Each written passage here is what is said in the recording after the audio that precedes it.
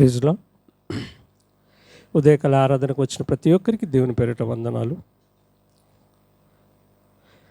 గత వారం అంతయు దేవుడు మనల్ని కాచి కాపాడాడు. తను ఇచ్చిన వాగ్దానం ప్రకారం నేను మిమ్మల్ని విడువని ఎడబాయనని దేవుడు మనకు వాగ్దానం ఇచ్చాడు. అందుకని ఎలాంటి పరిస్థితిలో ఉన్నాను మనమైతే ఈ స్థితి వరకు ఆయన కృపలో కాపుదల్లో మనందరం కాచి కాపాడిన దేవుడిని బట్టి దేవునికి స్తోత్రాలు చెల్లించుకుందాం. దేవుడు మనకెన్నో వాగ్దానాలు చేశాడు. ప్రతిదీ మన పట్ల నెరవేరుస్తూ ఒక్కొక్కటిగా నెరవేరుస్తూ మన జీవితాలను ముందుకు నడిపిస్తున్నందుకు దేవునికి స్తోత్రాలు. ఈ సమయంలో ఒక 2 నిమిషాలు మనం దేవునికి స్తోత్రాలు చెల్లించుకుంటూ ప్రార్థనాపూర్వకంగా ఈనాటి ఆరాధనలోకి ప్రవేశిద్దాం.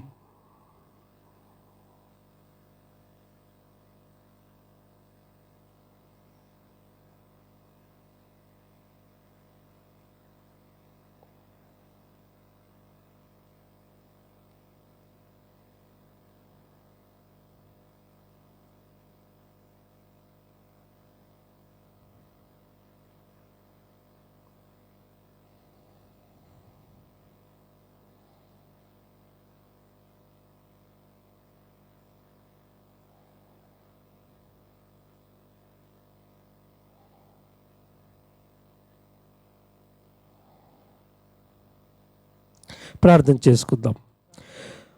మమ్మల్ని మిక్కిలిగా ప్రేమించిన మా గొప్ప దేవానైనా తండ్రి, స్తోత్రం తండ్రి ప్రభా. ఇదిగోనైనా ప్రభా, గత వారం మొదలుకొని ఇంతవరకు ప్రభా నీ రెక్కల భద్రతలో మమ్మల్ని అందరినీ కాచి కాపాడినందుకు నీకే స్తోత్రం తండ్రి. ఎనలేని నీ కృపను బట్టి నీకే కృతజ్ఞతాస్తులు చెల్లిస్తున్నామయ్యా. ఎంత గొప్ప దేవుడవు తండ్రి, ఎంతో ప్రభా, ఎంతో దయగల దేవుడవు తండ్రి. అన్ని విషయాల్లోనూ నీ కృపలో కాపుదల మమ్మల్ని ఇంతవరకు సంరక్షించి కాచి కాపాడి నీవిస్తున్న కృపను బట్టి కాపుదలను బట్టి నీకే స్తోత్రం తండ్రి. ఎన్నో అనారోగ్య సమస్యలను, ఆర్థిక సమస్యలను ప్రభా కొట్టుమిట్టాడుతున్నప్పటికీ ప్రభా నీవైతే మమ్మల్ని అందరినీ సజీవులుగా ఉంచావు తండ్రి. మాకు కావాల్సిన అక్కర్లన్నీ తీర్చావు తండ్రి. నువ్వు నన్ను అడగక మునిపే ప్రభా నీ గురించి తెలిసిన దేవుడు అని చెప్పిన దేవుడు తండ్రి. ఆ రీతిగా ప్రభా మేము అడిగినా అడగకపోయిన ప్రభా అన్ని విషయాల్లోనూ ప్రభా నీ కృపను మాకు ధారాళంగా దయచేస్తున్నావు తండ్రి. అందుని బట్టి నీకే స్తోత్రాలు చెల్లించుకుంటున్నాం తండ్రి. ఇదిగోనైనా ప్రభా ఈ సమయంలో చిన్న మందగా చేరి ప్రభా నిన్ను స్తుతించడానికి, ఆరాధించడానికి మేమందరం ఇక్కడ కూడి ఉన్నాం దేవా.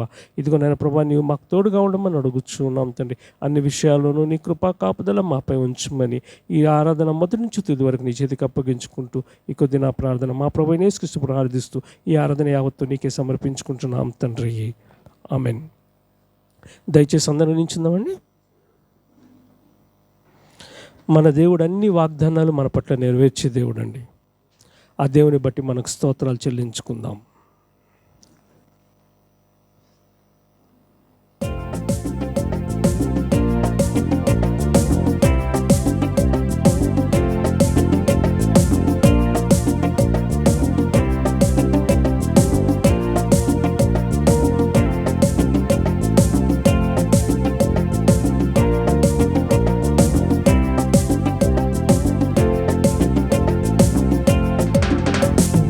వాగ్దానములన్నీ నెరవేర్చుచున్నాడు, నాలో నెరవేర్చుచున్నాడు.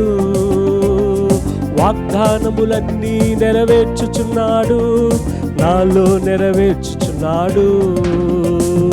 వాగ్దానములన్నీ నెరవేర్చుచున్నాడు, నాలో నెరవేర్చుచున్నాడు. వాగ్దానములన్నీ నెరవేర్చుచున్నాడు, నాలో నెరవేర్చుచున్నాడు.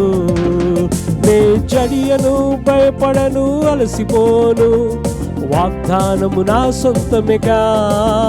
నే జడియను, భయపడను, అలసిపోను, వాగ్దానము నా సొంతమేగా. నే జడియను, భయపడను, అలసిపోను, వాగ్దానము నా సొంతమేగా. నే జడియను, భయపడను, అలసిపోను, వాగ్దానము నా సొంతమేగా. వాగ్దానములన్నీ నెరవేర్చుచున్నాడు, నాలో నెరవేర్చుచున్నాడు. వాగ్దానములన్నీ నెరవేర్చుచున్నాడు, నాలో నెరవేర్చుచున్నాడు.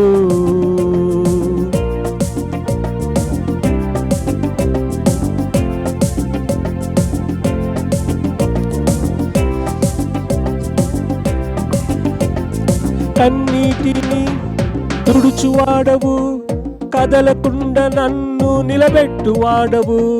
కన్నీటిని తుడుచువాడవు, కదలకుండా నన్ను నిలబెట్టువాడవు, ప్రతి వాగ్దానము నెరవేర్చువాడవు, ప్రతి వాగ్దానము నెరవేర్చువాడవు.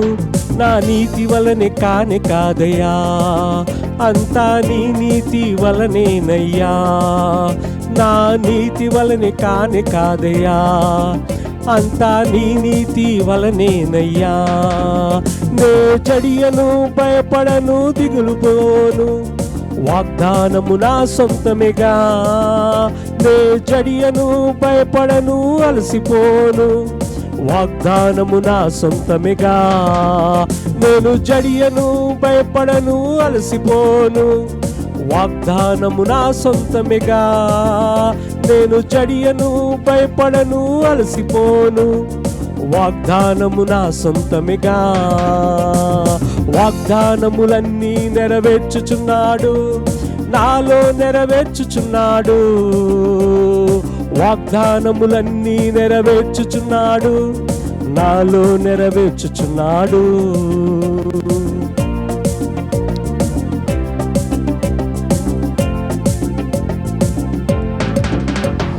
కృంగిపోక నే సాగిపోదును, నీ కృప నా తోడున్నదిగా. కృంగిపోక నే సాగిపోదును, నీ కృప నా తోడున్నదిగా. అది ఇరుకైనను విశాలమైనను, అది ఇరుకైనను విశాలమైనను, విస్తారమైన కృప ఉండగా నే అలయక సాగెదనయ్యా. విస్తారమైన కృప ఉండగా నే అలయక సాగెదనయ్యా. నే జడియను, భయపడను, అలసిపోను, వాగ్దానము నా సొంతమేగా. నే జడియను, భయపడను, అలసిపోను, వాగ్దానము నా సొంతమేగా. నేను జడియను, భయపడను, అలసిపోను, వాగ్దానము నా సొంతమేగా. నేను జడియను, భయపడను, అలసిపోను, వాగ్దానము నా సొంతమేగా. వాగ్దానములన్నీ నెరవేర్చుచున్నాడు, నాలో నెరవేర్చుచున్నాడు. వాగ్దానములన్నీ నెరవేర్చుచున్నాడు, నాలో నెరవేర్చుచున్నాడు. వాగ్దానములన్నీ నెరవేర్చుచున్నాడు, నాలో నెరవేర్చుచున్నాడు. వాగ్దానములన్నీ నెరవేర్చుచున్నాడు, నాలో నెరవేర్చుచున్నాడు. నేను జడియను, భయపడను, అలసిపోను, వాగ్దానము నా సొంతమేగా. నేను జడియను, భయపడను, అలసిపోను, వాగ్దానము నా సొంతమేగా. నేను జడియను, భయపడను, అలసిపోను, వాగ్దానము నా సొంతమేగా. నేను జడియను, భయపడను, అలసిపోను, వాగ్దానము నా సొంతమేగా. వాగ్దానములన్నీ నెరవేర్చుచున్నాడు, నాలో నెరవేర్చుచున్నాడు. వాగ్దానములన్నీ నెరవేర్చుచున్నాడు, నాలో నెరవేర్చుచున్నాడు. వాగ్దానములన్నీ నెరవేర్చుచున్నాడు, నాలో నెరవేర్చుచున్నాడు. వాగ్దానములన్నీ నెరవేర్చుచున్నాడు, నాలో నెరవేర్చుచున్నాడు. మొదటి వచనం అందరం ఒకసారి పడుకుందామండి. మరి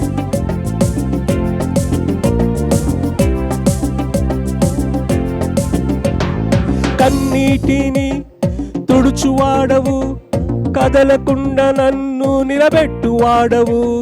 కన్నీటిని తుడుచువాడవు, కదలకుండా నన్ను నిలబెట్టువాడవు. ప్రతి వాగ్దానము నెరవేర్చువాడవు, ప్రతి వాగ్దానము నెరవేర్చువాడవు. నా నీతి వలనే కానే కాదయ్యా, అంతా నీ నీతి వలనేనయ్యా. నా నీతి వలనే కానే కాదయ్యా, అంతా నీ నీతి వలనేనయ్యా. నే జడియను, భయపడను, అలసిపోను, వాగ్దానము నా సొంతమేగా. నేను జడియను, భయపడను, అలసిపోను, వాగ్దానము నా సొంతమేగా. దేవుని ఆరాధించుకుందాం ఈ సమయంలో.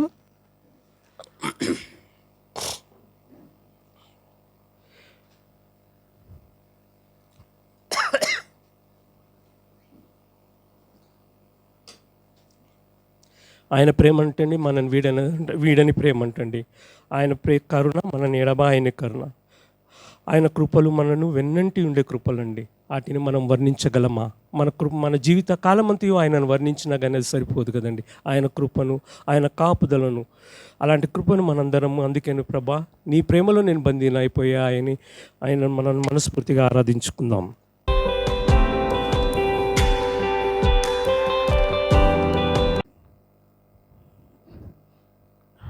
ప్రభు నామంలో చేరువచ్చిన వారికి వందనములు.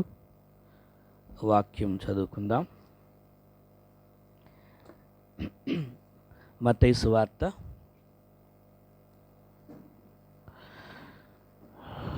14వ అధ్యాయము. మత్తయి సువార్త 14వ అధ్యాయం.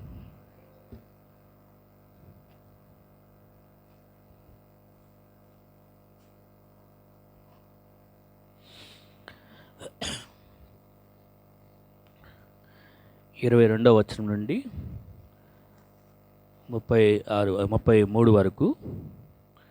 మత్తయి సువార్త 14:22 నుండి 33 వరకు ఉత్తర ప్రత్యుత్తర రీతిగా చదువుకుందాం.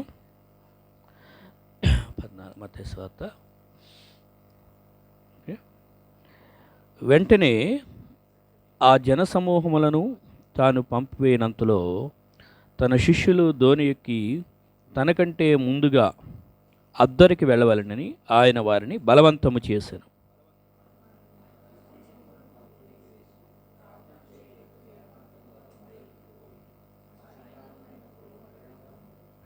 అప్పటికా దోణి దరికి దూరముగా నుండగా గాలి ఎదురైనందున అలల వలన కొట్టబడుచుండెను.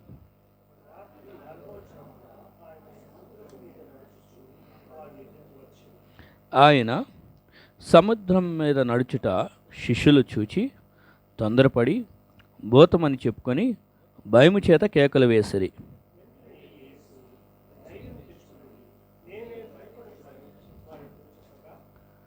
పేతురు, ప్రభువా, నీవే అయితే నీళ్ల మీద నడిచి నీ యొద్దకు వచ్చుటకు నాకు సెలవిమ్మని ఆయనతో అనెను.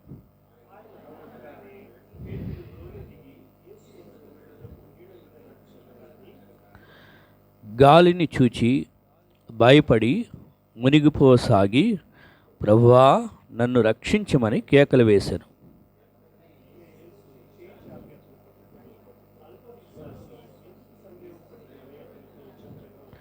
ముప్పై 32-33 కలిసి ఉంది, అందరం కలిసి చూద్దాం. వారు దోణి ఎక్కినప్పుడు గాలి అణిగెను. అంతటా దోణిలోనున్న వారు వచ్చి, నీవు నిజముగా దేవుని కుమారుడవని చెప్పి ఆయనకు మ్రొక్కిరి. దేవుడు అసాధ్యమైనటువంటి వాటిని సాధ్యం చేసి చూపించే దేవుడు. అందుకే ఆయన దేవుడు అంటున్నాం కదా. అందరిలాగా అన్ని సాధ్యమైనవి చేస్తే ఇక అది సాధారణమే. ఎవరైనా చేస్తారంటారు. సాధారణమైన సామాన్యమైన పనులు చేస్తుంటే ఎవరైనా చేస్తారు. కానీ అసాధ్యమైనది అనుకున్నది, లేకపోతే అసాధారణమైన అనుకున్నది చేసి అందులో కూడా సాధ్యం చేసి ఫలితాన్ని చూపించేది దేవుడు. అది ఆయన చేయగలనమాట. అందుకే దేవుడు అన్నాం, సమర్థవంతుడిగా. ఇక ఆయన మించిన వాడు లేడు. సో మనం చదువుకున్న భాగంలో కూడా దేవుడు చేసే గొప్ప కార్యం అంటే అవకాశాలు, పరిస్థితులు అవి ఇక దీనికి సాధ్యం కాదేమో అనుకున్నటువంటివి కూడా దేవుడు అటువంటి పరిస్థితుల్లో అవకాశాలు కలిగించి ఆ పరిస్థితుల్ని సఫలం చేసి చూపించే దేవుడు. మనం చదువుకున్నాం ఈ మత్తయి సువార్త 14వ అధ్యాయం. ఈ సువార్తల్లో మనం చదివినప్పుడు మత్తయి, మార్కు, లూకా, యోహాను సువార్తల్లో యేసుక్రీస్తు వారు ఈ భూమి మీద మనిషిగా ఉన్నప్పుడు ఆయన జీవిస్తున్న కాలంలో చివరి 3.5 సంవత్సరాలు సేవలో జీవిస్తూ వచ్చారు, దేవుని రాజ్య సువార్తను ప్రకటిస్తూ. ఈ సువార్త ప్రకటిస్తూ అనేకులను స్వస్థపరుస్తూ దేవుని యొక్క రాజ్యాన్ని గురించి బోధిస్తూ జీవించారు. ఆయన దగ్గర అపోస్తలులు కూడా ఉన్నారు. అప్పుడు యేసు కార్యాలు ఎన్నో ఉన్నాయి. ఆయన గురించి ఆయన చేసినవన్నీ కేవలం ఆ 3.5 సంవత్సరంలోనే ఆయన చేసినవన్నీ కానీ ఒకవేళ రాయాలనుకుంటేనంట గ్రంథాలు సరిపోవంట. యోహాను భక్తుడు చెప్తాడు కదా చివరిలో. సో అంత గొప్ప కార్యాలు చేశాడు. అయితే చేసినవి అర్థం చేసుకోవడానికే మానవ జ్ఞానానికి ఎంతో గొప్పది. అసలు తెలుసుకోవడానికి ముందు వీటిని అర్థం చేసుకోవడమే చాలా గొప్ప విషయం. సో చేసిన వాటిని కొన్నిటిని రాశారు. ఏదో ఊహాగానాలతో చెప్పినటువంటివి కాదు ఇవి, ఎవరో ఈ కల్పించి రాసినవి కాదు. పరిశుద్ధాత్మ చేత ప్రేరేపించబడి యేసు దగ్గర జరిగిన కార్యాలను వీరి కళ్ళతో చూసి వారు అనుభవించి చూసి రాసినవి అపోస్తలులు. దేవుడు దగ్గర ఉన్నటువంటి వారి శిష్యులు రాశారు, అలాగే అక్కడున్న దేవుని చేత ప్రేరేపించబడిన వారు రాశారు. ఈ మత్తయి కూడా ఒకరు. ఇక్కడ 22వ వచనంలో జరిగినటువంటి సంఘటన ఏంటి అంటే 22వ వచనం ఏమనుంది?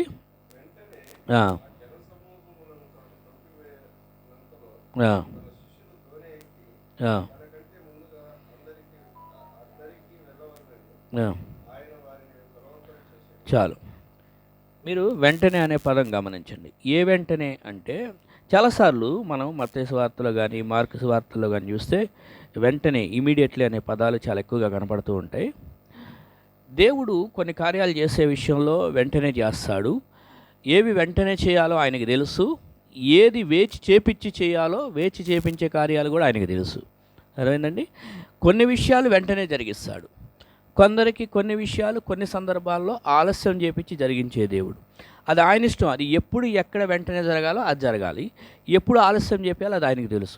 సో ఇక్కడ వెంటనే అన్నప్పుడు ఏంటి వెంటనే అంటే అక్కడ మనకి చదివితే అర్థమైంది ఏంటంటే పైన 5 రొట్టెలు 2 చిన్న చేపలను కూడా 5,000 మందికి పంచిపెట్టాడు. అక్కడ చేరువచ్చిన వారందరికీ చక్కగా దేవుని వాక్యాన్ని తెలియజేశారు. ఆ వాక్యం ప్రకటన సభ అంతా ముగిసిన తర్వాత వారికి భోజనంతో నింపి ఇక వారందరినీ పంపించేశారు. ఇక పంపించేసిన తర్వాత సమయం వ్యర్థం చేయకుండా వెంటనే ఇక సాయంత్రం అయిపోయింది కాబట్టి ఇక రాత్రి వెంటనే ఆ జనసమూహాలందరినీ పంపివేశారు. పంపివేసిన తర్వాత ఇప్పుడు తన శిష్యులని ఆజ్ఞాపించాడు, ప్రజలనేమో పంపించి వేశాడు. ఈ మాట గమనించండి. జనసమూహాన్ని అప్పటిదాకా ఉంచుకొని వాక్యాన్ని వారికి బోధించి తర్వాత ఎప్పుడు వారిని పంపించాలో ఆ సమయంలో పంపించాడు. ఈ మాటగా ఒకసారి ఆలోచన చేస్తే నేటి దినాల్లో ఎలా ఉందంటే కొందరు పరిస్థితి, కొందరు బోధకులు నా చుట్టూ వీళ్ళంతా ఎప్పుడు ఉండాలి అని కోరుకుంటూ ఉంటారు. ఎప్పుడు మనుషులు మన చుట్టూ ఉంటే మరి ఇంకెప్పుడు వాళ్ళు వెళ్ళి ఇక్కడ ఏమైతే నేర్చుకుంటారో వెళ్ళి అక్కడ పాటించగలుగుతారు? నాకు తెలిసినటువంటి ఒక దైవజనుడు ఉన్నాడు, మంచి సేవ చేస్తారు. ఆయన కోరుకునేది అంటే ఇక ఎప్పుడు సంఘమంతా ఎప్పుడు ఆయన చుట్టే ఉండాలని కోరుకుంటాడు. కానీ తప్పు అని నేను అంటాను. ఎందుకు తప్పు ఇక్కడ మనం ముందుకు వెళ్తూ ఉండగా తెలుస్తుంది. ఒకటి, జనసమూహాలను పంపించేశాడు. తర్వాత ఏం చేశాడంటే శిష్యులను కూడా మీరు వెళ్ళండి, నాకంటే ముందుగా వెళ్ళండి అని శిష్యులను కూడా పంపించేశాడు. మీరు అద్దరికి వెళ్ళండి, ఇక్కడ ధోని ఎక్కన్నాడు అంటే ఇప్పుడు వీళ్ళు పడవ ప్రయాణం చేసి ఆ సముద్రంలో వెళ్ళాలి. ఓకే, వాళ్ళను కూడా వెళ్ళండి అని బలవంతం చేశాడు. ఓకే, బలవంతం చేసి 23వ వచనంలో మనకి కనెక్షన్ తెలుస్తుంది. ఏమనుంది 23వ వచనం?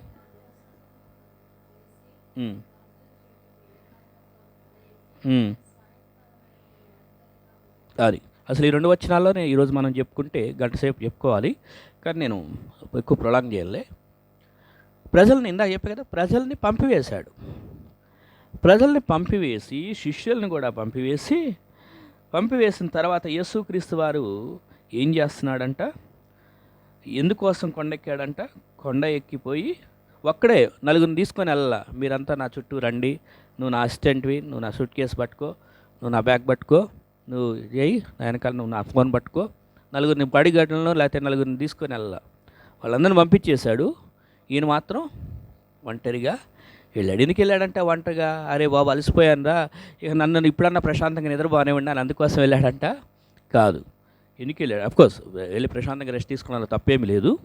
అయితే ఆయన ప్రార్థన చేయుటకు అనే మాట ఉంది. ఏ ఉద్దేశంతో ఒక చోటకి వెళ్తున్నాడు అనేది ఇంపార్టెంట్. ఇప్పుడు మనం ఏదైనా చేయొచ్చు. ఫర్ ఎగ్జాంపుల్, ఒక గ్లాస్ నేను ఇక్కడ నుండి తీసి ఇక్కడ పెట్టాను అంటే, చేశాను అంటే దాని వెనకాల ఉన్న పర్పస్ ఏంటి, ఏ ఉద్దేశం చేసేసా, ఆ ఇంటెన్షన్ ఏంటి, ఏ పని చేసినా కూడా ఆ ఇంటెన్షన్ ఏంటి అనేది ఒకటి ఉంటుంది వెనకాల.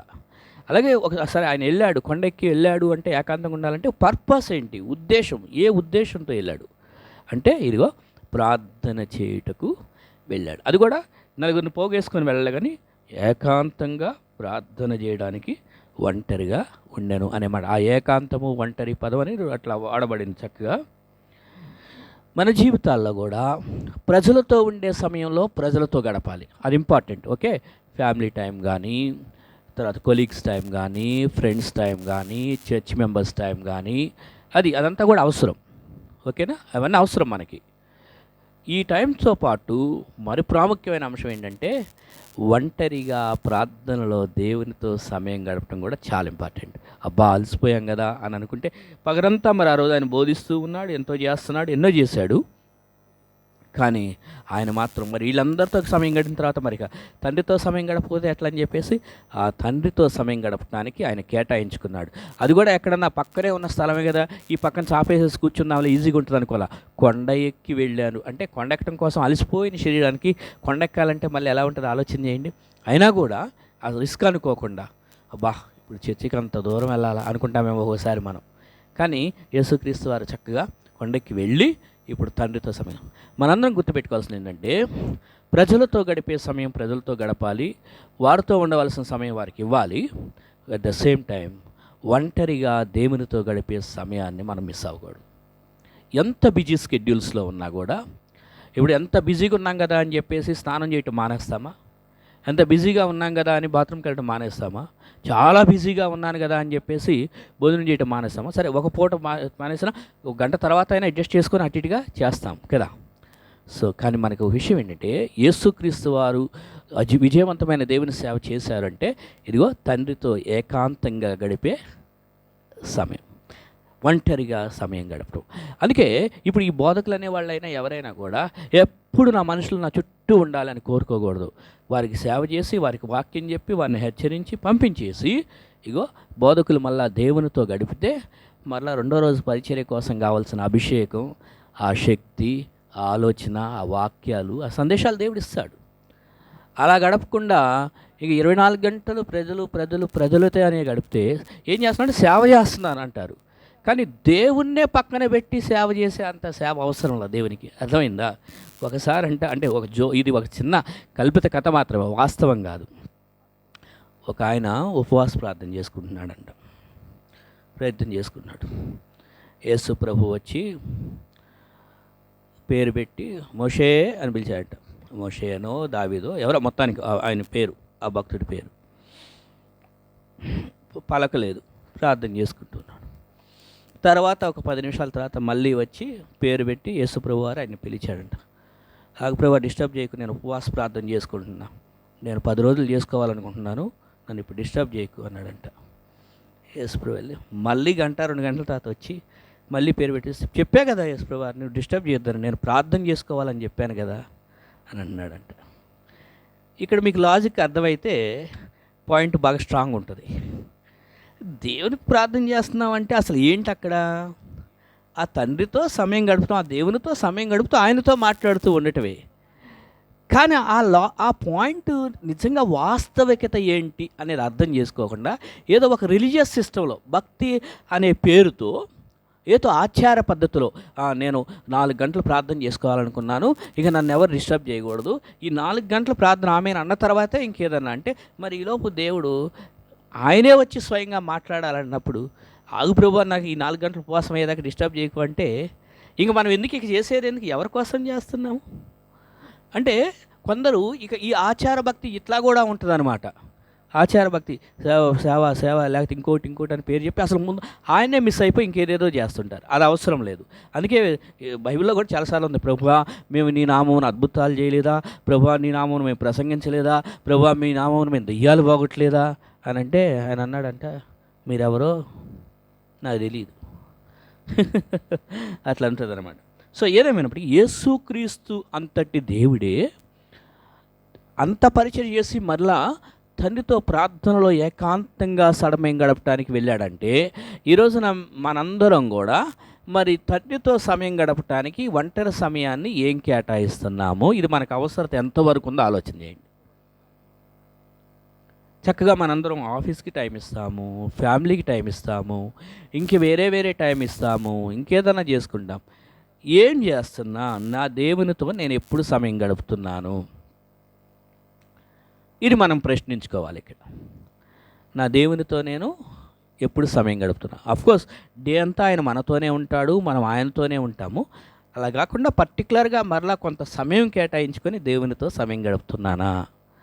ఏముంది బ్రదర్, నేటున్న దినాల్లో ఈ ఫాస్ట్ జనరేషన్లో, ఈ ఉరుకులు పరుగుల జీవితంలో ఇదంతా సాధ్యం అంటారా అంటే మనం ఈ బైబిల్ తీసి పక్కన పడేయాలి.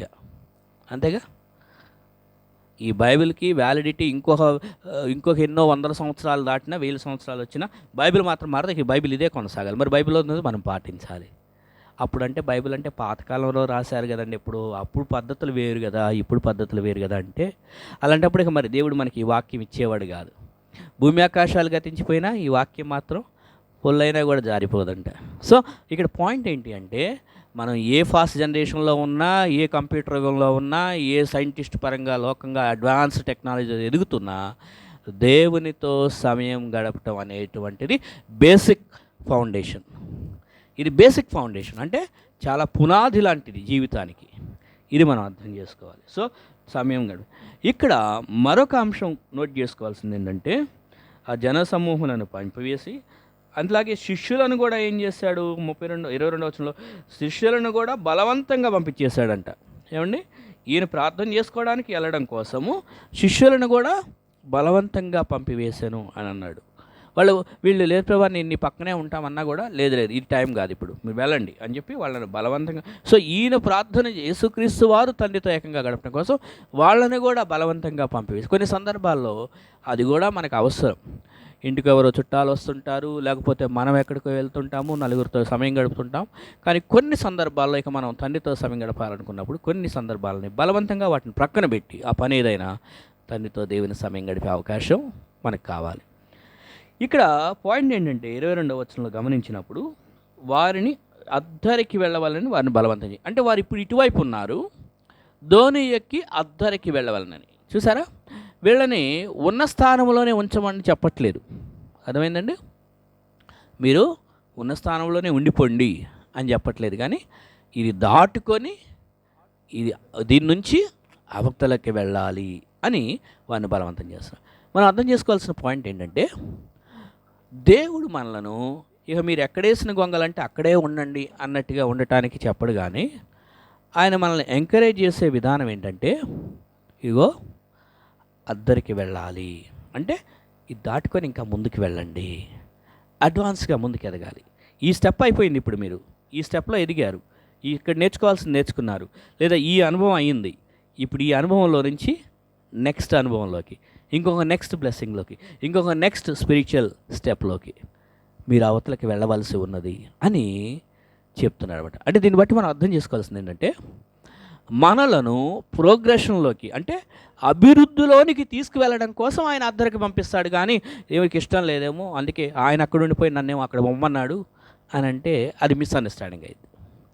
మనల్ని అడ్వాన్స్మెంట్లోకి తీసుకెళ్ళడానికి, మనల్ని అభివృద్ధిలోనికి తీసుకెళ్ళడానికి, మనల్ని ఫలింపజేసి మనల్ని ఎదిగించడం కోసం, మనల్ని ఇంకొక అనుభవంలోకి తీసుకెళ్ళడానికి, మనల్ని ఇంకొక పాఠం మనకు నేర్పించడం కోసం ఆయన ఒకసారి మనల్ని బలవంతంగా మీరు వెళ్ళండి అని బలవంతం చేస్తాడు. ఆయన బలవంతం చేస్తాడు. ఎందుకు దేవుడు నన్ను బలవంతం చేసి మరి ఇలాంటి పరిస్థితుల్లో పెట్టాడు అని మనం బాధపడతామేమో, కానీ ఇదిగో ఆయన బలవంతంగా వారిని అక్కడికి పంపించాడు అని అంటే మనం తర్వాత వచనాలు జరుగుతున్నప్పుడు అర్థమైంది ఏంటి అని అంటే 24వ వచనం ఒకసారి చదువుదాం. 24 మత్తయి సువార్త 14వ అధ్యాయం 24వ వచనం.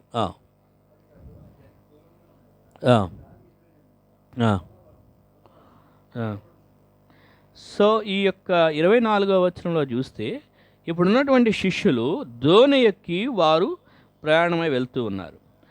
ప్రయాణమయ్యి సముద్రం మీద వెళ్తూ ఉన్నందుగా ఏమైంది అని అంటే గాలి ఎదురైంది, అలలు వస్తున్నాయి, అలలు భయంకరంగా పడుతున్నాయి అంట. ఆ దోణి అదొక చిన్న పడవ.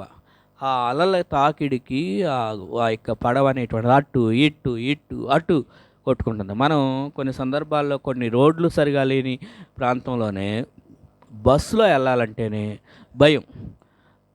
ఓసారి బస్సు ఇట్లా ఇట్లా ఇట్లా ఇట్లా వెళ్తుంటే అమ్మో పడిపోతామేమో అని ఆ రాడ్డు పట్టుకుంటాం, ఈ రాడ్డు పట్టుకుంటాం కదా, ఏడ జారిపోతామని మనం చూస్తూ ఉంటాం అప్పుడప్పుడు ప్రయాణంలో.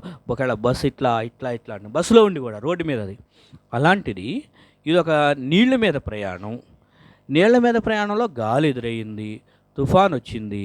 ఇలాంటి ప్రాంతంలో భయంకరమైన పరిస్థితుల్లో భయంకరంగా గాలికి ఇలా ఇలా ఇలా అయిపోతుంటే ఒకసారి మనం ఉంటే ఆ ప్లేస్లో ఎలా ఉంటామో ఆలోచన చేయండి. ఈ యేసు ప్రభు ఏం యేసు ప్రభు ఏం దేవుడు బలవంతంగా నాకు వద్దు ప్రభు నేను వెళ్ళనయ్యా అన్నా కూడా నన్ను పంపించాడు అని బాధపడతామేమో. ఇక్కడ చూస్తే ఆయన బలవంతం చేసి పంపించినట్లుగా ఉంది. మమ్మల్ని సుఖంగా ఉండటం దేవుడికి ఇష్టం లేదేమో, అందుకే బలవంతంగా ఈ కష్టంలో పెట్టాడు మమ్మల్ని వద్దు ప్రభా అన్నా కూడా మేము నెమ్మదిగా ఉంటాం ఇష్టం లేక ఈ కష్టంలో పడేశాడు అని మనం అనుకుంటామేమో. ఎందుకంటే చూస్తుంటే ఆ సీన్ అలానే ఉంది కదా, వారిని పంపించడం కోసం బలవంతంగా పంపించాడు. దేవుడికి ఇష్టం లేదా నేను నెమ్మదిగా ఉండటం, నేను సుఖంగా ఉండటం దేవుడికి ఇష్టం లేదా? ఎందుకు బలవంతంగా దేవుడు నన్ను ఈ బాధలో పడేశాడు? దేవుడు ఎందుకు అనవసరంగా నన్ను ఈ కష్టంలో పెట్టాడు? దేవుడు ఎందుకు నన్ను అనవసరంగా ఇలాంటి పరిస్థితుల్లో ఉంచాడు? ఈ పరిస్థితులు చూడిపి ఎట్లా ఉన్నాయో, స్థిరమైన పరిస్థితులు కాదు, ఈ కష్టాల్లో ఉన్నాయి. ఎందుకు దేవుడికి ఇష్టం లేదా నేనంటే అని అనుకుంటామేమో.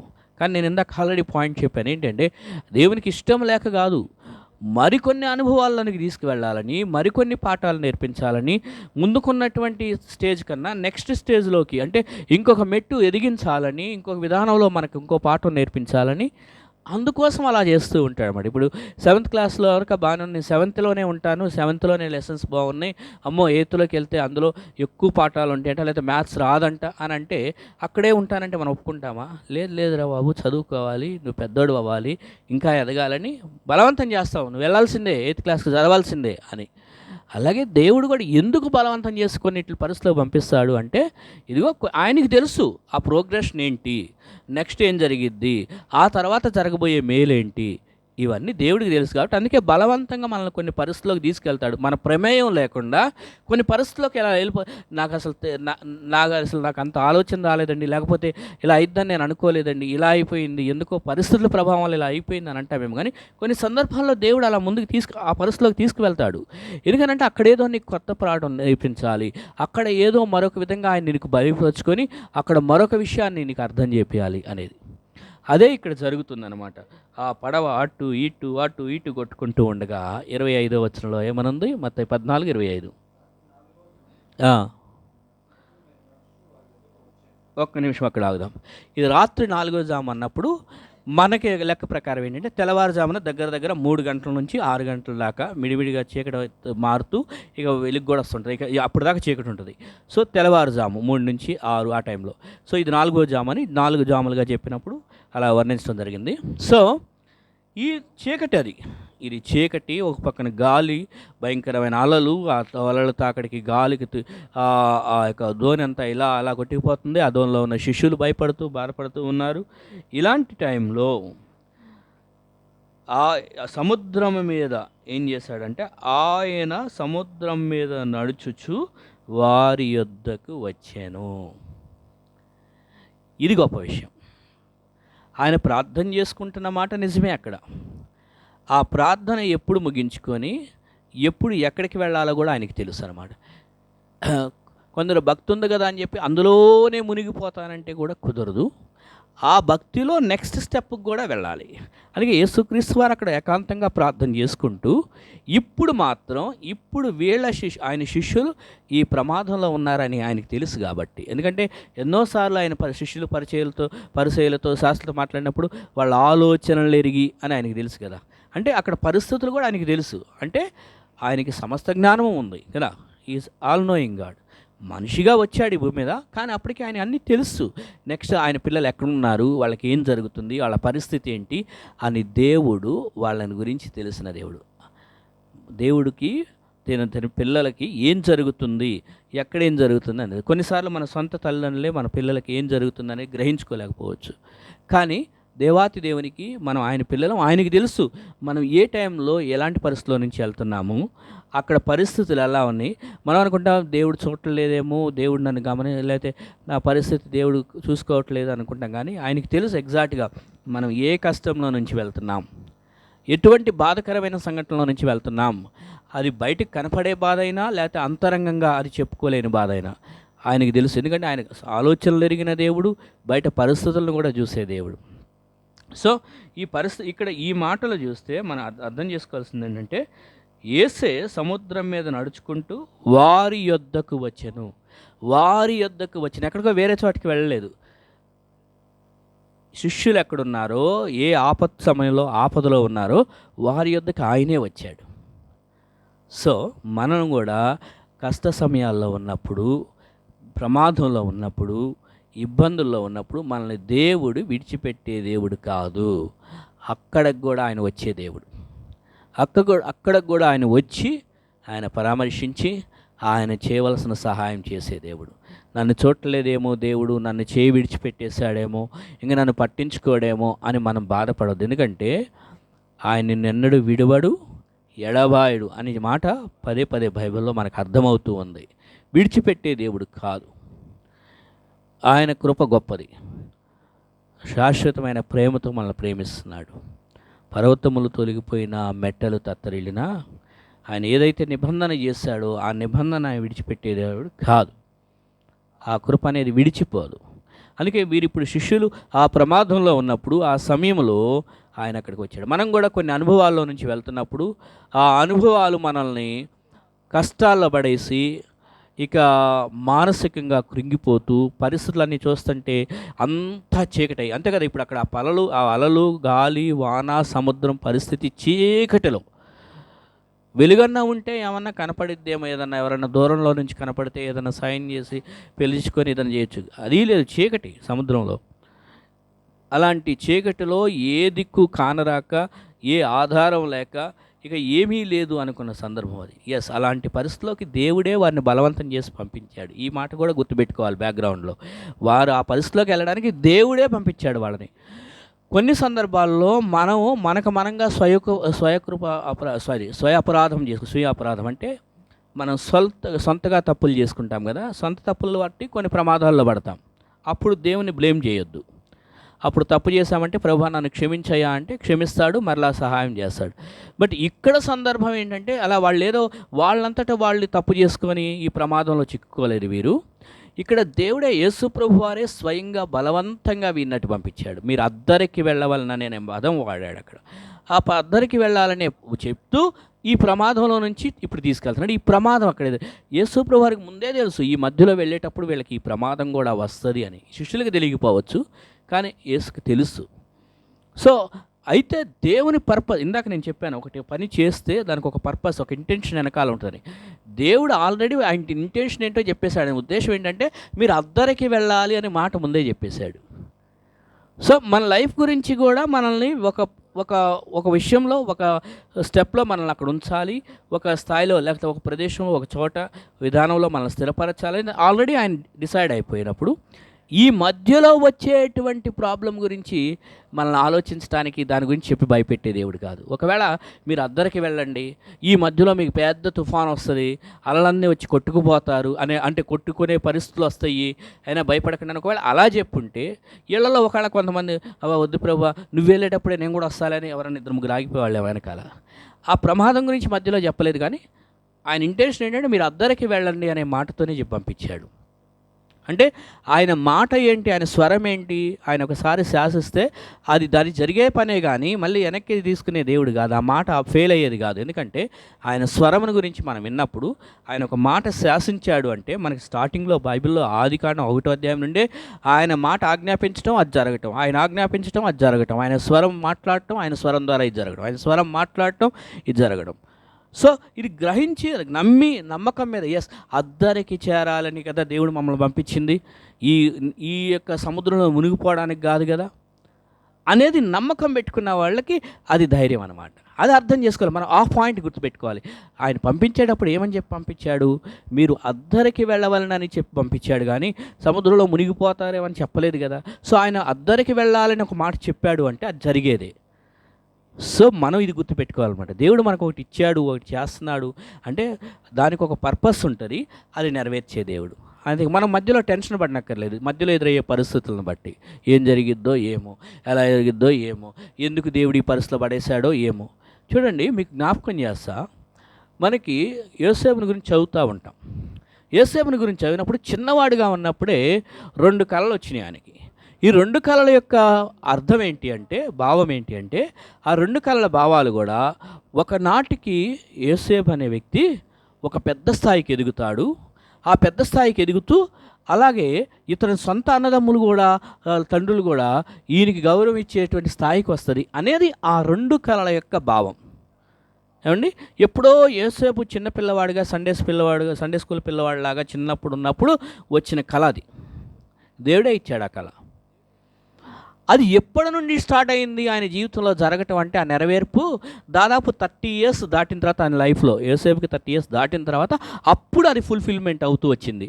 ఈజిప్ట్ దేశానికి ఒక ప్రధానమంత్రిలాగా, ఆయన కూడా గవర్నర్ లాగా స్థాయిలోకి ఎదగడం అప్పటి నుంచి. కానీ ఈ మధ్యలో ఎన్ని నిందలు, ఈ మధ్యలో ఎన్ని బాధలు, ఈ మధ్యలో ఎన్ని అవమానాలు, ఈ మధ్యలో ఎంత ఒంటరితనం, ఇన్ని కష్టాలు, ఇవన్నీ దేవుడు ఒకవేళ ముందే చెప్పుంటే ఎలా ఉండేది. కానీ చెప్పలేదు ఆయన. ఒకటే మాట, కళ ఇచ్చాడు. కళ భావం ఏంటంటే ఇగో నెక్స్ట్ లెవెల్లో ఈ మధ్యలో ప్రాసెస్ గురించి ఆయన చెప్పలేదు. చెప్తే భయపడుతూ ఉంటాడు ఎవరైనా కూడా, కొంతమంది. అందుకే రేపు ఏం జరుగుతుందో నాకు ఈరోజు చెప్పు బా దేవుడు అంటే చెప్పడు. ఎందుకంటే రేపటి గురించి ఈరోజు ఇంకా ఎక్కువ ఆలోచించేసి, అమ్మో రేపు నాకంట అక్కడ ఆ కష్టం ఎదురైద్ది అంటాను. కానీ ఈ రోజు నుంచి ఆ కష్టం గురించి ఆలోచించుకొని ఇంకా మైండ్ టెన్షన్ ఎక్కువ పెట్టుకుంటాం. అందుకే రేపు ఏం జరిగిందో దేవుడు చెప్పడు మనకి, ఎందుకంటే మనం సేఫ్ జోన్లో ఉంచాలని. మనం మాత్రం టెన్షన్ పడిపోతుంటాం. అయితే అద్దరికి వెళ్ళవాలని అనేది దేవుడు ఆల్రెడీ నిర్ణయించాడు కాబట్టి ఆ మాట గుర్తుపెట్టుకోవాలి. ఆయన పర్పస్ ఏంటి? అవతలకి డెస్టినీ చేర్చడం కోసం ఆల్రెడీ మాట ఇచ్చాడు కాబట్టి ఈ మధ్యలో వచ్చే ఈ అలలు, తుఫాన్లు ఇది మ్యాటర్ కాదు అనేది గ్రహించుకోవాలి. అంటే మన లైఫ్లో కూడా మనకు ఒక పర్పస్ని, మన లైఫ్ కోసం ఒక టార్గెట్ ఆయన ఒక లక్ష్యం పెట్టుకున్నాడు. ఇదిగో మీ కొరకు ఆయన నిర్ణయించిన తలంపులు, ఉద్దేశాలు అవి క్షేమకరమైనవే కానీ హానికరమైనవి కావు అని ఇర్మియా గ్రంథంలో రాసిందనమాట. సో మన కొరకు ఒక ప్లాన్ పెట్టుకున్నాడు ఆయన. నిన్నొక చోటకి తీసుకువెళ్ళారంటే, నిన్నొక రిలేషన్షిప్లో పెట్టారంటే, లేకపోతే నిన్నొక కంపెనీలో ఉంచారు, లేకపోతే నిన్నొక ప్లేస్లో ఉంచారంటే నీ పట్ల ఒక రకమైన ఒక ఉద్దేశం దేవుడు కలిగి ఉన్నాడు మనందరి కోసం. ఆ ఉద్దేశాన్ని ఆయన నెరవేర్చుకుంటాడు. బట్ ఈ మధ్యలో ఎదురయ్యే ఈ అలలు, తుఫాన్లు, గాళ్ళు, వాటిని చూసి భయపడవద్దు. ఇది గొప్ప విషయం. కాబట్టి ఇక్కడితో ఈ మాటలు ఆగుదాం. ప్రాముఖ్యంగా గుర్తుపెట్టుకోవాల్సింది ఏంటంటే, ఎంత బిజీగా ఉన్నా దేవునితో సమయం గడుపుదాం. ఏకాంతంగా సమయం, ప్రజలతో గడిపే సమయం మంచిదే, అది ఇంపార్టెంట్, ప్రజలతో కూడా గడపాలి. తర్వాత దేవునితో కూడా ఒంటరి సమయం గడపడానికి కేటాయించుకుందాం. తర్వాత దేవుడు కొన్ని సందర్భాల్లో బలవంతంగానే కొన్ని పరిస్థితుల్లోకి తీసుకువెళ్తాడు. ఇష్టం లేకపోయినా వెళ్ళాలి. అది నాకు ఇష్టం లేదు ప్రభా అన్నా కూడా నో, బలవంతంగా ఆయన పెడతాడు కొన్ని పరిస్థితుల్లో. ఆ విషయంలో సణుక్కోవద్దు, హ్యాపీగా యాక్సెప్ట్ చేద్దాం, ముందుకు సాగిపోదాం. ఎందుకంటే ఆయన నిర్ణయించాడు, నెక్స్ట్ ఏం జరగబోయేదని ఆయన చేస్తాడు కాబట్టి ఆయన మీద కంప్లీట్ విశ్వాసంతో అలా సాగిపోదాం. అప్పుడు ఏం జరిగిద్ది అంటే, మన జీవితంలో అద్భుతాలు మనం చూడగలుగుతాం. సమయం లేక నేను ఇక్కడ ఆపుతున్నాను. సో మనం గుర్తుపెట్టుకోవాల్సిన వాక్యం, దేవుడు ఈరోజు మనతో మాట్లాడిన మాటలు ఏంటంటే, వెంటనే అనే మాట గుర్తుపెట్టుకోండి. ఆలస్యం చేస్తే ఇంకా రేపు ఎల్లుండు అనుకుంటే కొన్ని ఆశీర్వాదాలు మిస్ అయిపోతాం. దేవునికి విషయాల దగ్గరికి వచ్చేసరికి ఏది వెంటనే చేయాల్సినవి ఉన్నాయో అవి చేద్దాం. ఏ విషయాల కొరకు దేవుడు వేచి ఉండమన్నాడో ఆ విషయాలు వేచి ఉందాం. ఇక్కడ వెంటనే అనే మాట గుర్తుపెట్టుకొని, నేను వెంటనే చేయవలసిన పని ఏంటి, దేవుడు నన్ను వెంటనే ఏం చేయమంటున్నాడు, ఆలస్యంగా చేస్తే అది వెంటనే చేయాల్సిన పని, దానికి వచ్చే పరిణామాలు ఎలా ఉంటాయి అని కూడా గుర్తుపెట్టుకోవాలి. సో వెంటనే చేయవలసిన పనులు దేవుడు నీకు ఏం ప్రేరేపిస్తున్నాడో అవి వెంటనే వేటి కొరకు వేచి ఉండమంటాడో వాటి కొరకు వేచి ఉండు. అలాగే ప్రార్థన కొరకు ఏకాంతంగా సమయం గడుపుదాం. ఎంతటి వాళ్ళమైనా కూడా యేసుప్రభు అంతటి వాడే ప్రార్థనలో ఏకాంతంగా సమయం గడపడం మనం కూడా. అలాగే ఎప్పుడు జనాలు మన చుట్టూనే ఉండాలి అని వాళ్ళని మనం కంట్రోల్లో పెట్టుకోవద్దు, కానీ వాళ్ళని వెళ్ళనివ్వండి. వాళ్ళ వేరే అనుభవాల్లోకి వెళ్ళాలి. వారు ఇంకా దేవుని పాఠాలు నేర్చుకోవాలి. దేవుడి ఇంకొక యాంగిల్స్ వాళ్ళకి నేర్పించాల్సి ఉంది. రిలీజ్ చేద్దాం ప్రజల్ని, ఎంతగానో మన గుప్పిట్లో పెట్టుకొని ఉంచుకోవద్దు. ఎవరైనా కూడా ఎలాగనివ్వండి, స్వేచ్ఛనివ్వండి. వాళ్ళకి ఏమో నా చేయి దాటిపోతే ఏమైపోతుందో ఆ వ్యక్తి, లేకపోతే ఆ వ్యక్తి నో, ఎందుకు ఇన్సెక్యూరిటీ ఫీలింగ్? దేవుడు అంత అసమర్థుడా? దేవుడు ఉన్నాడు. ఏ విషయంలో కూడా లేదు అంతా నా కంట్రోల్లో ఉండాల్సిందే, నేను నో. మనమెవరం మన కంట్రోల్లో పెట్టుకోవడానికి? ఆయన చూసుకుంటాడు, ఆయన నడిపిస్తాడు. రిలాక్స్గా ఉందాం. అన్నీ నా కంట్రోల్లో ఉండాలని ఉంటే దానికి చాలా టెన్షన్ ఉంటుంది. అట్లా కాదు, రిలీజ్ చేస్తే దేవుడు చూసుకుంటాడు. సో దేవుడు వాళ్ళు అనుభవించాల్సిన పాఠాలు ఇంకా చాలా ఉన్నాయి, వారు ఎదగాల్సినవి చాలా ఉన్నాయి. కాబట్టి ఫ్రీడమ్ ఇద్దాం ప్రజలకి, మన దగ్గర ఉన్న ప్రజలకి, అది నేర్చుకుంటారు వాళ్ళు. ఇలా చెప్పుకుంటూ వెళ్తే ఇదిగో దేవుడు విడిచిపెట్టగానే వారి యొద్దకు నడుచుకుంటూ వచ్చాడు. కాబట్టి మన దగ్గరికి వస్తూ ఉండే దేవుడు ఆయన, మనల్ని విడిచిపెట్టే దేవుడు కాదు, మన దగ్గరికి వచ్చే దేవుడు. మన దగ్గరికి వచ్చే దేవుడు, నీ దగ్గరికి వచ్చే దేవుడు. నువ్వే కష్టంలో ఉంటున్నావు ఆయనకి తెలుసు, నువ్వు ఏ బాధలో ఉంటావు ఆయనకి తెలుసు, ఏ చీకట్లో ఉంటున్నావు ఆయనకి తెలుసు, ఏ అలల్లో కొట్టుకుపోతున్నావు ఆయనకి తెలుసు. అక్కడికి ఆయనే నడుచుకుంటూ వచ్చే దేవుడు నీ పక్షంగా నీ దగ్గరికి వస్తాడు, నీకు సహాయం చేస్తాడు. ఆయన మన తరపున మనం చేయాల్సింది ఏంటంటే పూర్తిగా నమ్మకం పెట్టుకుందాం. అద్దరికి అనే మాట మర్చిపోవద్దు. నాకంటూ ఒక ప్లేస్ డిసైడ్ చేశాడు, నాకంటూ ఒక డెస్టినీ డిసైడ్ చేశాడు, నాకంటూ ఒక నిర్ణయం పెట్టాడు, అది జరిగిద్ది నా జీవితంలో అనేది మనం నమ్మకం పెట్టుకుందాం. అటువంటి నమ్మకంతో జీవించుదాం. అటువంటి కృప దేవుడు మనకి దయచేయునుగాక. జాన్మతి గారు వాక్యం ప్రార్థన చేస్తారు, వాక్యం కొరకు ఆ తర్వాత బలలో పాల్గొందాం. తలలోంచి కళ్ళు మూసుకున్నాడు.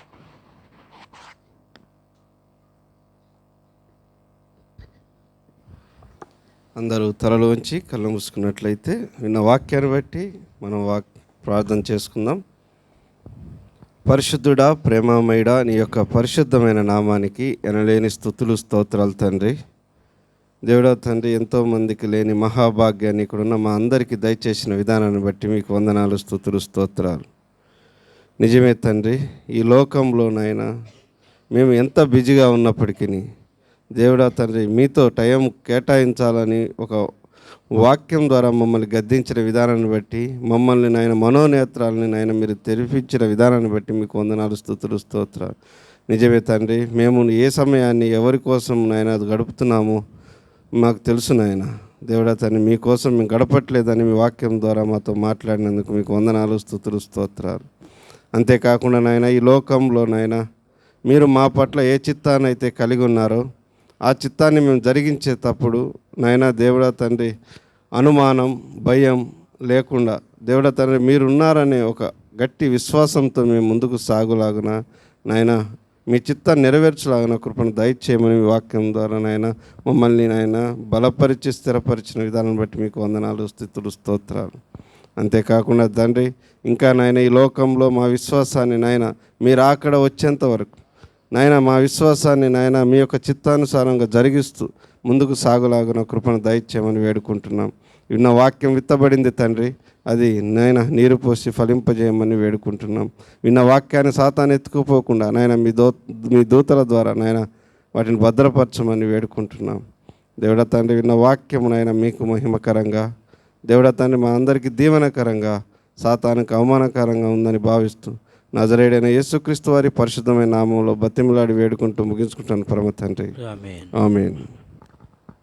ప్రభువులో పాల్గొనడానికి ప్రతి ఒక్కరు హృదయాలు సిద్ధపాటు చేసుకుందాం. తల్ల వచ్చి కళ్ళు మూసుకొని ఆత్మ విమర్శ చేసుకుందాం. ఎవరికి వాళ్ళు సెల్ఫ్ ఎగ్జామినేషన్. పక్కన వాళ్ళని విమర్శించొద్దు, పక్కన వాళ్ళని పరీక్షించొద్దు.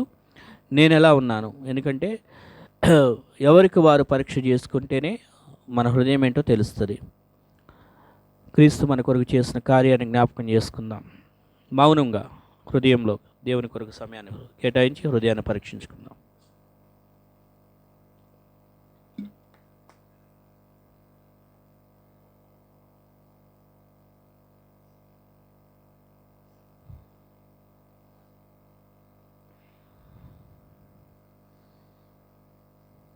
ప్రభువైన యేసుక్రీస్తు వారు చెప్పారు, ఇది నన్ను జ్ఞాపకం చేసుకునేటికై దీన్ని చేయడం చెప్పారు. కాబట్టి ఈ సమయంలో క్రీస్తుని జ్ఞాపకం చేసుకుందాం. మన కొరకు ఆయన పొందిన కష్టము, శ్రమ, వేదన, అవమానం, శిలువ శ్రమలు, కొరడాలతో ఆయన కొట్టబడిన విధానం, క్రీస్తు అనుభవించిన ఆ శిలువ శ్రమలన్నిటిని జ్ఞాపకం చేసుకుందాం. నీ కోసం, నా కోసం పాపము లేని క్రీస్తు పొందిన గాయాలు, ఆయన చూపించిన ప్రేమను జ్ఞాపకం చేసుకుందాం. ఆయన ఇచ్చిన క్షమాపణను జ్ఞాపకం చేసుకుందాం. ఆయన ఇచ్చిన నిత్య జీవాన్ని జ్ఞాపకం చేసుకుందాం. క్రీస్తుని జ్ఞాపకం చేసుకుందాం. వేరే వేరే వాటిని జ్ఞాపకం చేసుకోవద్దు. ఇక్కడ మనం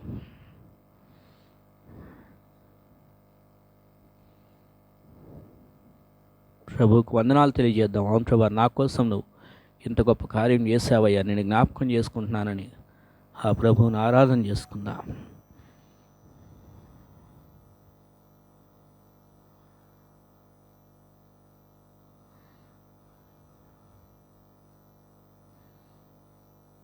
మన కొరకు కొరడాలతో కొట్టబడిన క్రీస్తు నలగొట్టబడి విరగొట్టబడ్డారు.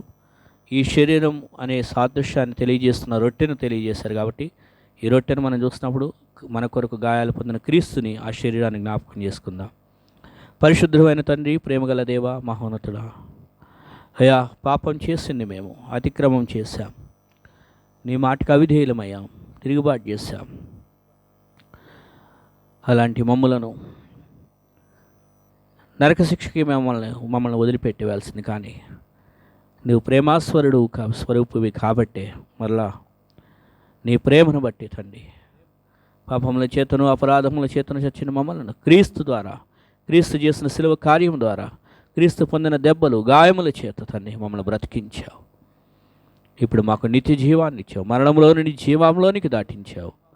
అందుల కొరకు మేము మీకేమి ఇవ్వగలము తండ్రి? ఏమి ఇవ్వలేక ఈ నా కొద్ది స్తుతి ఆరాధన నీకే సమర్పించుకుంటున్నాను తండ్రి. ఆమె రొట్టెల పాల్గొను.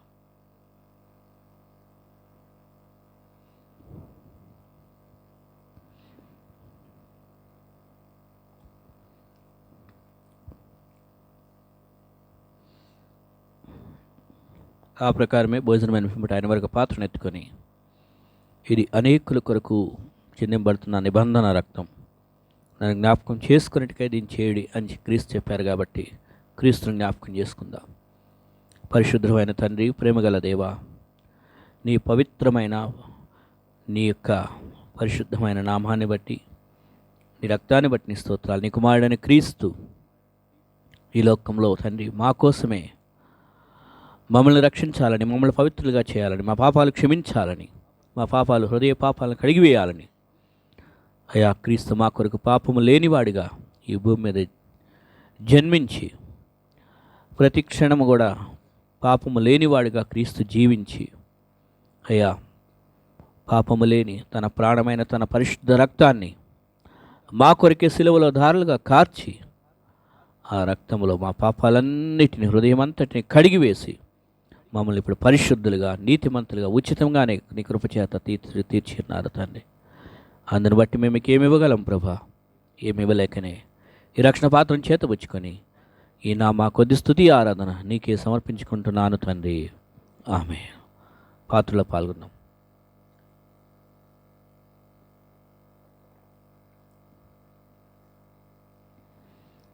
ప్రేమగల దేవా, పరిశుద్ధమైన తండ్రి, అయ్యా నువ్వు తెలియజేసినట్లుగా నీ వాక్యంలో నా యొక్క శరీర రక్తాల్లో పాల్గొనండి అని. అవును ప్రభా, నువ్వు ఇచ్చిన ఈ ఆజ్ఞను మేము పాటించడానికి, బలలో పాల్గొనడానికి నువ్వు మాకు ఇచ్చిన ఇట్టి గొప్ప అవకాశాన్ని బట్టి నీ స్తోత్రాలు తండ్రి. నీకు వేలాది వందనాలు.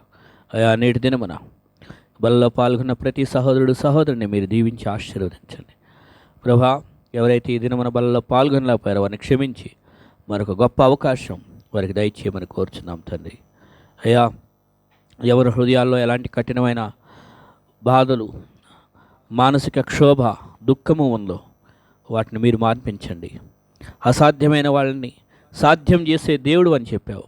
అవును ప్రభా, గాలి తుఫాన్లను ఆపగలిగిన దేవుడు నీవు సుసాధ్యం చేసావు. ఇలాంటి ఎవరి జీవితాల్లో గాలి తుఫానులతో కొట్టబడుతూ ఉన్నారో అలాంటి జీవితాల్లో అయ్యా నీవే వారిని నిమ్మళపరచండి, వారిని ధైర్యపరచండి.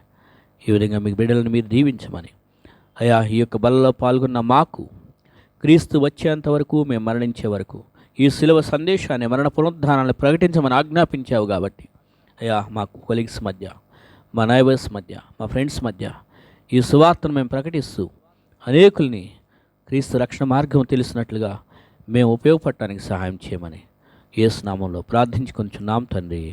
ఆమేన్.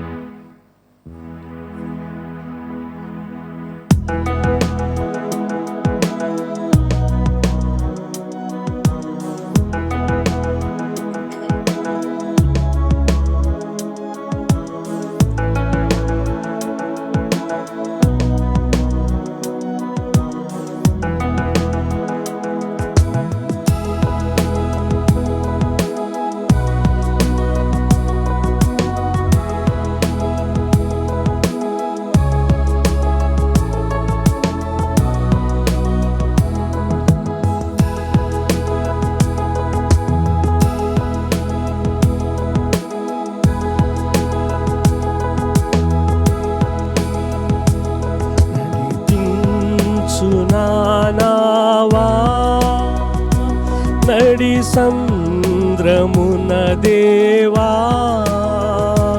నవజీవన మార్గమునా నా జన్మ తరింపా నడిపించు నావా నడి సంద్రమున దేవా నవజీవన మార్గం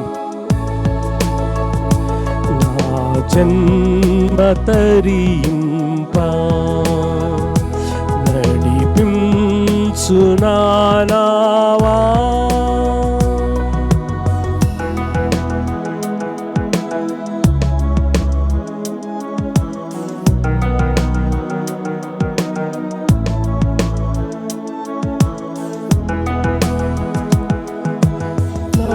జీవిత తీరమునా నాపజయ భారమునా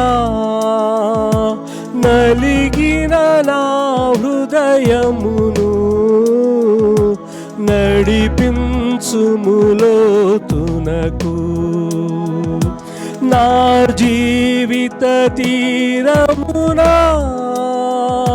నాపజయ భారమునా నలిగిన నా హృదయమును నడిపించుము లోతునకు నాయాత్మ విరభూయా నా దీక్ష ఫలింపా నా నావలు కాలిడుము నా సేవ చేకొనుము నడిపించు నావా నడి సంద్రమున దేవా నవజీవన మార్గమునా నా జన్మ తరింపా నడిపించు నావా